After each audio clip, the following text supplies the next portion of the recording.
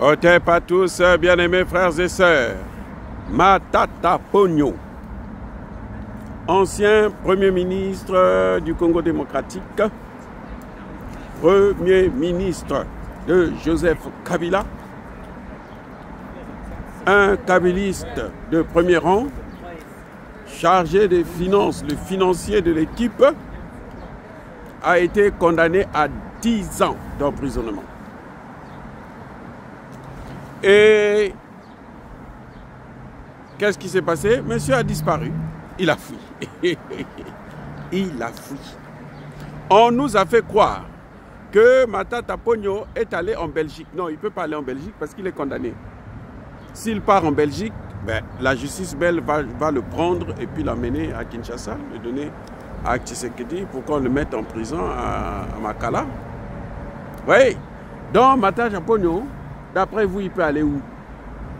Puisqu'il ne peut pas aller en Belgique, et ce serait difficile pour lui d'aller en France, parce que Emmanuel Macron ne veut plus continuer à se faire massacrer par nous, les Africains. Il a déjà assez, il ne sait plus comment gérer. Eh bien, qu'est-ce qui se passe? D'après vous, il est où? Et il ne peut pas, il n'a pas besoin d'aller en Europe. Parce que s'il part en Europe, ce serait facile de le ramener. Il suffit qu'il y ait un mandat d'arrêt international, et puis voilà, il revient. Menotté, bien sûr. Donc, Matata Ponyo, qui serait probablement passé par le Congo-Brazzaville, à ceux de Kinshasa, la seule possibilité pour sortir facilement, c'est le Congo-Brazzaville. Il devrait être actuellement au Rwanda. Le Rwanda devient la cachette, devient, si vous voulez, le quartier général de tous les malfaiteurs de la RDC. Tous ceux qui massacrent ou qui massacraient les Congolais, leur siège, c'est maintenant le Rwanda. Matata Ponyo, il n'est pas en Belgique, donc il ne peut qu'aller au Rwanda, en Tanzanie, au Kenya, en Ouganda. D'après nos informations, il serait au Rwanda. Eh oui, il est allé voir le père, leur père, Paul Kagame. C'est clair et c'est net. Les amis, c'est incroyable, mais c'est vrai. Vital Kamerhe a jusqu'à la dernière minute essayé de le dissuader de ne pas bouger, sous prétexte que lui, il pouvait le sauver. Hein? Il devait tout faire pour qu'il puisse être sauvé. Mais Vital Kamerhe n'est pas Dieu. Vital Kamerhe n'est pas la Constitution. Vital Kamerhe lui-même, il est maintenant sur une chaise éjectable. Vital Kamerhe, quand plus les gens vont tomber, là, vous allez voir Vital Kamerhe aussi risque de tomber.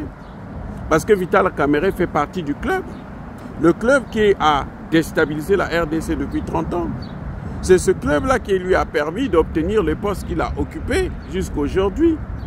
Au nom des ressortissants du Kivu. On lui a donné un poste de ministre, de premier ministre, je ne sais pas de quoi, président de l'Assemblée nationale, parce qu'il coopère avec les génocidaires de la RDC. Les génocidaires en RDC.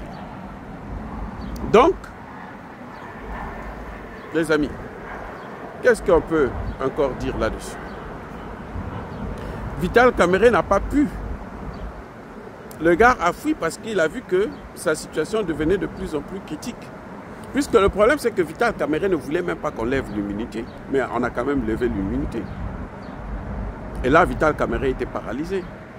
Et dès qu'on a levé l'immunité, les juges l'ont condamné. 10 ans d'emprisonnement, 5 ans d'inéligibilité. Maintenant, il peut aller siéger aux côtés de Corneille Nangaa. Et nous, ça ne nous regarde pas.